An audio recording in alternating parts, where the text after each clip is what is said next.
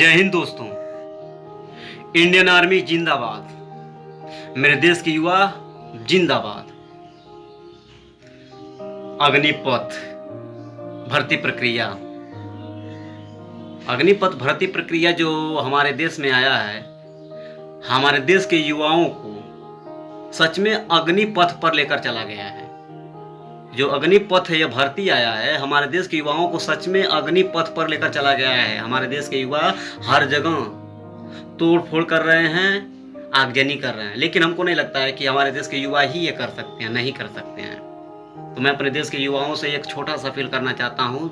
हमारे देश के भावी आर्मी के जवानों से मैं एक छोटा सा अपील करना चाहता हूँ। मैं इंडियन आर्मी की बहुत ज़्यादा इज्जत करता हूँ और अपने देश के इन युवाओं को जो देश के सेना में जाना चाहते हैं, देश सेवा में देश सेवा में जाना चाहते हैं, मैं उनका बहुत ज़्यादा सम्मान करता हूँ। इंडियन आर्मी को स्पेशल मैं अपना भगवान मानता हूँ, क्योंकि उन्हीं की वजह से आज हम सुरक्षित हैं, सेफ हैं। और ये युवा वही हैं जो बॉर्डर पर जाकर हमारी रक्षा करना चाहते हैं, हमारी सुरक्षा करना चाहते हैं, मगर इनके साथ इन्हें लग रहा है कि कुछ न कुछ क्या किया जा रहा है, खेल किया जा रहा है, झोल किया जा रहा है। तो ये युवा क्या कर रहे हैं, विरोध कर रहे हैं। और आप विरोध कर रहे हैं, करना चाहिए, विरोध करना चाहिए।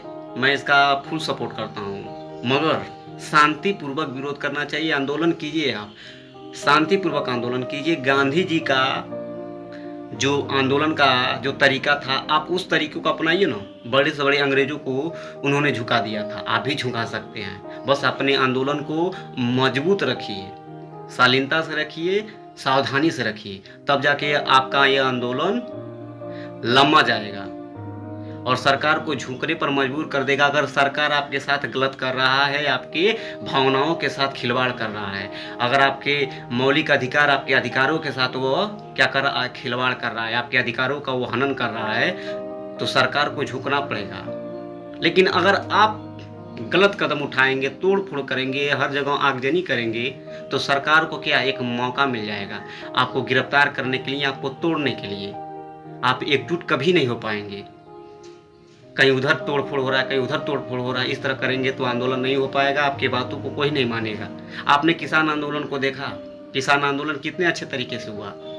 सरकार को लास्ट में क्या करना पड़ा, झुकना पड़ेगा। तो इसी तरह आप शांतिपूर्वक आंदोलन कीजिए। कोई असामाजिक तत्व, कोई अराजक तत्व आपके भीड़ में शामिल न हो पाए। आप इस बात को पूरे ध्यान से, सावधानी से क्या कीजिए, केयर कीजिए, ध्यान दीजिए कि कोई गलत व्यक्ति आपके भीड़ में शामिल ना हो जाए और आपके भीड़ का फायदा ना उठाए। क्योंकि आर्मी में जाने वाले जो ये जवान हैं, जो हमारे देश के भावी सेना है, हमारे रक्षक हैं, हमको नहीं लगता है कि ये तोड़ फोड़ करेंगे और आप तोड़ फोड़ करेंगे। ऐसा कभी भी नहीं हो सकता। तो मैं अपने देश के युवाओं से यह अपील करता हूँ, मेरे भाइयों से यह मैं अपील करता हूँ कि मेरे प्यारे भाई, आप लोग इस बात को विशेष ध्यान दीजिए कि आप आंदोलन कीजिए।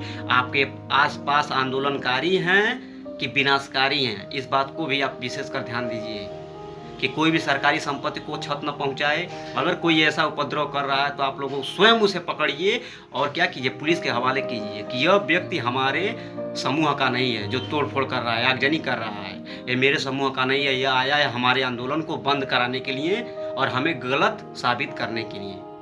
आप लोग वहाँ पर खड़े हो जाइए और उसे खुद गिरफ्तार कराइए। अगर आप लोगों को आपके अपना आंदोलन जारी रखना है, बड़ा रखना है, सरकार को अपना मैसेज, सरकार तक अपना मैसेज पहुँचाना है, तो आपको ये सब चीज़ें भी क्या करना है, इन सब चीज़ों पर भी ध्यान देना पड़ेगा।